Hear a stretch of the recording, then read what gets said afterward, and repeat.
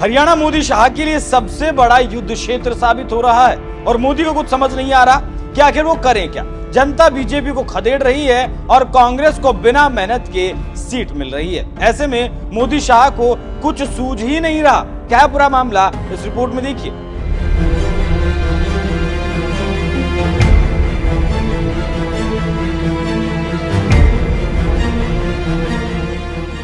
नरेंद्र मोदी और अमित शाह अपनी चट्टान से अब ढलान पर हैं। जहां मोदी शाह हाथ रख देते थे वो सोना बन जाता था और जहां अमित शाह चले जाते थे वहां बीजेपी जीत जाती थी। ऐसे में भारतीय मीडिया में एक नए नाम से दोनों दोस्त जाने लगे। पहला था मोदी का करिश्मा और दूसरा था बीजेपी का चाणक्य। लेकिन समय बदला और परिस्थितियां भी बदली। अब वही चाणक्य की रणनीति फेल होती जा रही है और मोदी का करिश्मा दिख नहीं रहा। तभी तो हरियाणा में लाख कोशिशों के बावजूद बीजेपी हार रही है और मोदी शाह कुछ नहीं कर पा रहे। ऐसे में राजनीतिक विश्लेषक कहने लगे हैं अगर हरियाणा बीजेपी हारी तो महाराष्ट्र भी हारना तय है, क्योंकि इसका असर महाराष्ट्र में भी पड़ेगा।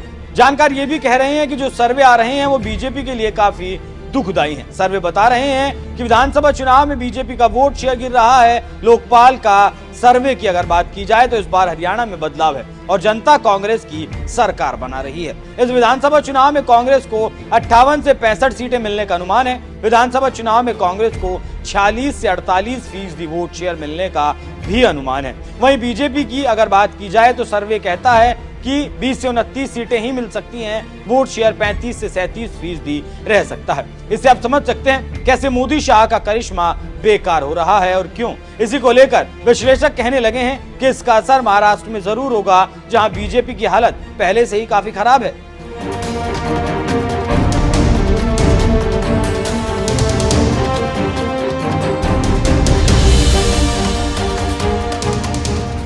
सब बातों को लेकर राजनीतिक विश्लेषक कहने लगे हैं कि महाराष्ट्र पहले से बीजेपी के लिए टेढ़ी खीर बना हुआ है। अगर हरियाणा में बीजेपी हारती है तो मामला और बेकार साबित होगा। लोकपाल का ताजा सर्वे बता रहा है कि महायुति को तगड़ा झटका लग सकता है। सर्वे की माने तो आगामी विधानसभा चुनाव में महाविकास आघाड़ी एनडीए को बड़े अंतर से पछाड़ सकती है। सीटों का फासला 20 से ज्यादा रह सकता है। लोकपाल के ताजा सर्वे कह रहे हैं कि महाराष्ट्र में एनडीए को 115 से 128 सीटें ही मिल सकती हैं, जबकि महाविकास आघाड़ी कांग्रेस शरद पवार गुट उद्धव ठाकरे की पार्टी को 141 से 151 सीटें मिल सकती हैं। अगर वोट शेयर की बात करें तो एनडीए को 38 से 41% वोट, तो एमवीए को 41 से 44% वोट और बाकी 15 से 18% वोट अन्य के खाते में रह सकता है। इससे आप समझ सकते हैं कि क्या हाल है और क्यों। और अगर 8 अक्टूबर को हरियाणा का रिजल्ट आया और कांग्रेस जीती तो बीजेपी के लिए बहुत बड़ा झटका होगा और इस जीत को महाविकास आघाड़ी महाराष्ट्र में प्रयोग कर सकता है। इसका इम्पैक्ट ज्यादा होगा,